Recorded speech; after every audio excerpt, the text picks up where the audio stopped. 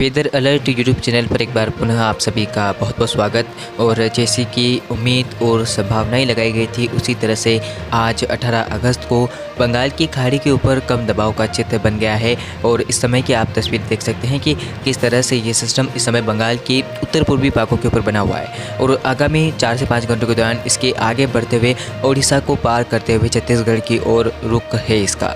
तो अब देखते हैं कि आगे भारत के किन राज्यों को ये प्रभावित करता है, क्योंकि एक तरफ देश के कई राज्य इस समय सूखे हैं जिसमें प्रमुख तौर पर राजस्थान, मध्य प्रदेश, गुजरात, महाराष्ट्र और उत्तर भारत के भी कई राज्य इसमें पंजाब, हरियाणा इस समय मुख्यतः शुष्क बने हुए हैं और बारिश को लेकर इंतज़ार कर रहे हैं। किसानों की निराशाजनक स्थिति इस समय बनी हुई है। किसान परेशान है कि बारिश कब तक होगी, बारिश का कोई नामो निशान नहीं है, फसल सूख रही है, आसमान साफ है और ना ही बादल आते हैं। चूँकि अगस्त का महत्वपूर्ण महीना इस समय सूखा बीत रहा है तो इस समय निराश होने की बात आम है और खासकर किसान इस समय परेशान है, क्योंकि अगस्त में मानसून सीज़न की भारी वर्षा होनी चाहिए जहां पर इस बार सूखे के हालात बनते हुए नजर आ रहे हैं। अल नीनो अपनी पूरी इंटेंसिटी में है जिसके चलते सूखे के लिए गंभीर परिस्थितियां बनी हुई हैं। लेकिन आगामी दिनों में अनुमान संभावना है कि बंगाल की खाड़ी पर एक नहीं बल्कि दो वेदर सिस्टम बनेंगे जो मानसून को तो सक्रिय करेंगे, इसके अलावा भारत के उन राज्यों तक बारिश देंगे जहाँ पर सूखे के हालात बने हुए हैं। तो आप निराश मत होइए, आगामी दिनों में बंगाल की खाड़ी पर लगभग ये सिस्टम गुजर जाएगा। इसके बाद एक सिस्टम बनेगा लगभग सितंबर के पहले सप्ताह तक। वो सिस्टम बंगाल की खाड़ी से उठता हुआ डिप्रेशन भी बन सकता है और चक्रवाती तूफान बनने की तो अभी मैं नहीं कहूँगा, लेकिन डिप्रेशन तक वो सिस्टम पहुंच सकता है जिसके प्रभाव से भारत के मध्य व उत्तर भारत के राज्यों पर भी बारिश की गतिविधियां बढ़ेगी।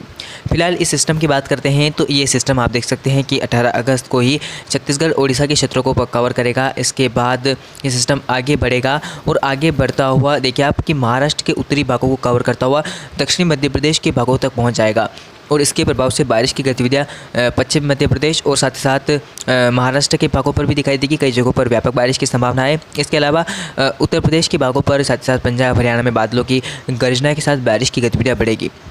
आगे अगर इस सिस्टम के ट्रिक की बात करें तो सिस्टम लगातार यही बना रहेगा और पश्चिम मध्य प्रदेश के आते आते पश्चिम मध्य प्रदेश के ऊपर ये खत्म होने लगेगा और पूरी तरह से इसका इंटेंस खत्म। आगामी सिस्टम की अगर बात करें बंगाल की खाड़ी पर आगामी सिस्टम इसके बाद कब तक बनेगा, तो अगर मैं इसकी बात कहूँ तो लगभग अभी फ़िलहाल 22, 23, 24, 25 अगस्त तक और साथ साथ 26, 27 अगस्त तक फ़िलहाल बंगाल की खाड़ी पर कोई भी एक्टिव वेदर कंडीशन बनने की संभावना नहीं है।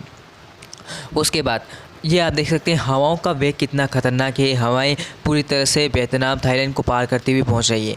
क्योंकि यहाँ पर अगर मैं आपको दिखाने की कोशिश करूँ ये क्यों आ रही है, तो यहाँ पर एक सिस्टम बना हुआ है। ये सिस्टम आप देख सकते हैं चक्रवाती तूफान है और ये सिस्टम वियतनाम को प्रभावित करता हुआ आगे बढ़ता हुआ लगभग हम देखेंगे तो ये थाईलैंड को पार करता हुआ बंगाल की खाड़ी पर पहुँचेगा, ऐसी संभावना है। और ये सिस्टम आगे बढ़ता हुआ भारत के उत्तर पश्चिम भारत के राज्यों पर और मध्य भारत के कई राज्यों को प्रभावित करेगा। अनुमान है कि ये सिस्टम लगभग 29 अगस्त के आसपास बंगाल की खाड़ी पर दाखिल होगा। उसके बाद ये सिस्टम आगे बढ़ता हुआ 1 सितंबर तक छत्तीसगढ़, ओडिशा को डिप्रेशन के रूप में प्रभावित करेगा। तो आगे भी मैं आपको तस्वीर दिखा देता हूँ कि क्या रहेगी सितंबर महीने की शुरुआती दिनों की स्थिति। चलिए नज़र डालते हैं इस सिस्टम के ऊपर और इस सिस्टम का क्या प्रदर्शन रहेगा इसके ऊपर भी एक नज़र डाल लेते हैं। देश में अब तक का मानसून का निराशाजनक प्रदर्शन हमें देखने को मिला है, लेकिन अब ये प्रदर्शन आने वाले समय में उग्र होता हुआ भी नजर आएगा। अनुमान है कि लगभग अगस्त के आखिरी दिनों में, अगस्त का ये महीना बीत जाएगा, उस समय बंगाल के खाड़ी पर एक एक्टिव वेदर कंडीशन बनती हुई नज़र आ रही है। मैं आपको पूरी तरह से इसमें जानकारी देने का प्रयत्न करूंगा।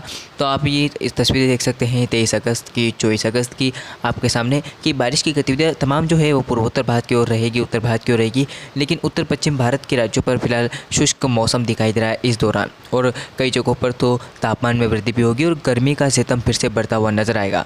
क्योंकि आप देख सकते हैं कि सिस्टम लगभग 26-27 अगस्त के आसपास वियतनाम को पार करता हुआ आ रहा है, 28 अगस्त तक आ रहा है। तो इसके प्रभाव से आप देखिए जब ये बंगाल की खाड़ी पर आएगा, बंगाल की खाड़ी में सक्रियता बढ़ेगी और किस तरह से 28 अगस्त के आसपास ये सिस्टम बंगाल की खाड़ी के ऊपर पहुंच जाएगा और 29 अगस्त आते आते ये सिस्टम निम्न दबाव के क्षेत्र में पहुंच जाएगा। उसके बाद तटवर्ती क्षेत्रों के पास आते आते ये सिस्टम डिप्रेशन की इंटेंसिटी में पहुंच जाएगा। आप देख सकते हैं कि किस तरह से इसके बाद इसके प्रभाव से बारिश की गतिविधियाँ देश के अधिकांश भागों में बढ़ जाएगी और इसके अगर इंटेंस की बात करें तो काफ़ी ज़बरदस्त प्रदर्शन रहेगा और ये सिस्टम आप देख सकते हैं किस तरह से छत्तीसगढ़, उड़ीसा और मध्य प्रदेश को पार करेगा और महाराष्ट्र के उत्तरी भागों को कवर करता हुआ अब ये सिस्टम पश्चिम मध्य प्रदेश को कवर करता हुआ गुजरात की ओर बढ़ रहा है।